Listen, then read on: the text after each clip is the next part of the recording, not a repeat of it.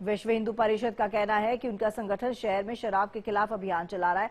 इनका आरोप है कि दिलजीत दोसांझ ने एक शराब कंपनी के साथ मिलकर इस इवेंट का आयोजन किया है।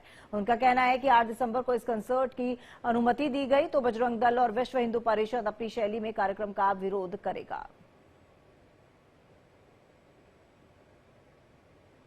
तो दिलजीत दोसांझ एक बार फिर से विवादों के घेरे में, और एक बार फिर से उनका कंसर्ट विवादों के घेरे में कहा जाए तो ज्यादा सही होगा, क्योंकि हाल फिलहाल में दिलजीत दोसांझ का क्रेज जो है उनके फैंस के बीच में इतना सर चढ़कर बोल रहा है कि जहां भी वो कंसर्ट के लिए जाते हैं कोई ना कोई मुद्दा, कोई ना कोई विवाद उनके साथ जुड़ ही जाता है। हाल ही में उनके कंसर्ट को लेकर यह विवाद चला था कि टिकटों की कालाबाजारी हो रही है, और साथ ही साथ कई बार उनको खालिस्तानी कहने के तौर पर ट्रोल भी किया जाने लगा। फिर शराब के ऊपर जो गाने कुछ बनाए हैं उन्होंने, उनको लेकर उनको ट्रोल किया जाने लगा। हालांकि उस गानों पर उन्होंने अपनी सफाई भी दी थी, लेकिन दिलजीत दोसांझ का क्रेज इतना ज्यादा बढ़ गया है कि लाखों की टिकट्स जो हैं वो उनके फैंस लेने के लिए आतुर रहते हैं, चाहे वो टिकट ब्लैक में क्यों ना खरीदना पड़े।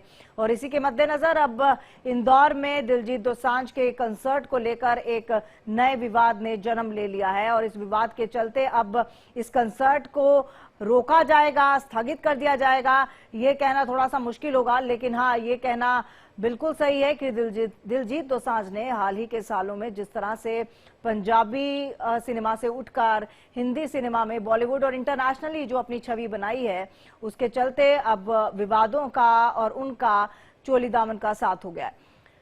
हमारे साथ हमारी स्ट्रेट हेड मुक्ता पाठक इस वक्त जुड़ चुकी है ज्यादा जानकारी के साथ। मुक्ता, क्या कुछ अपडेट मिल पा रहा है इस कंसर्ट को लेकर?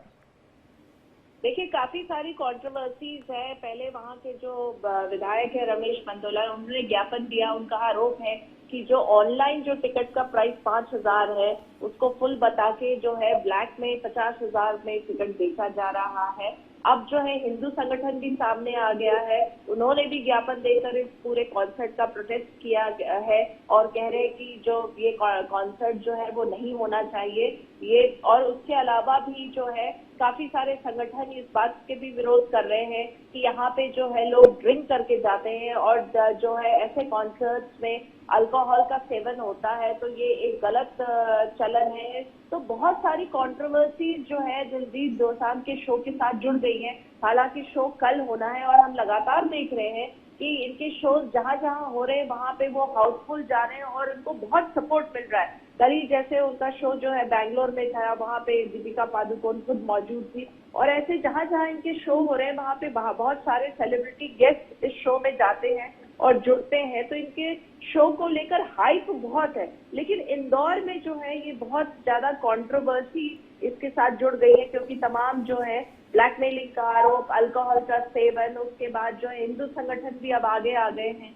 तो बहुत सारी जो है कंट्रोवर्सीज इस शो के साथ जुड़ गई है। जी बिल्कुल मुक्ता, लेकिन सवाल ये भी बनता है कि जब इस तरह के कंसर्ट पहली बार नहीं हो रहे हैं, कई सारे कंसर्ट होते हैं, और दिलजीत दोसांझ का जो क्रेज है वो बहुत ज्यादा इस वक्त देखने को मिल रहा है। ऐसे में अल्कोहल पी के आना या फिर दिलजीत दोसांझ के जो टिकट्स हैं जो वो महंगे दामों में खरीदना, ब्लैक टिकटिंग अलग चीज है, उसमें दिलजीत दोसांझ को घसीटने की क्या जरूरत है? जी बिल्कुल, बहुत सही आप है कि उसका जो क्रेज इतना है कि लोग जो है 50,000 रुपए में लेने को तैयार है। तो ये तो उनका क्रेज है, उनके कॉन्सर्ट को कैंसिल करने का क्या मतलब है। लेकिन अब हिंदू संगठन भी आगे आ गया है और उनका ये कहना है कि जो दिलजीत है वो खालिस्तानियों को सपोर्ट करते हैं, उनके फेवर की बात करते हैं। तो ऐसे व्यक्ति के शो क्या होना चाहिए मध्य प्रदेश में, इंदौर में क्यों होना चाहिए, ये भी बात सामने आ रही है। तो इस तरह की बातें हैं। हालांकि इससे जो चूंकि हिंदू संगठन अब सामने आया है तो अब ये मुद्दा और भी जो है ये गरमा गया है। जी बिल्कुल, आपको बहुत बहुत धन्यवाद तमाम जानकारी के लिए। और वही खबर बिहार के दरभंगा से है, जहां 2 समुदायों में झड़प की खबर मिल रही है। दरभंगा में राम विवाह झांकी पर पथराव की खबर आ रही है। दोनों पक्षों में आपस में लाठी डंडे चले, भारी संख्या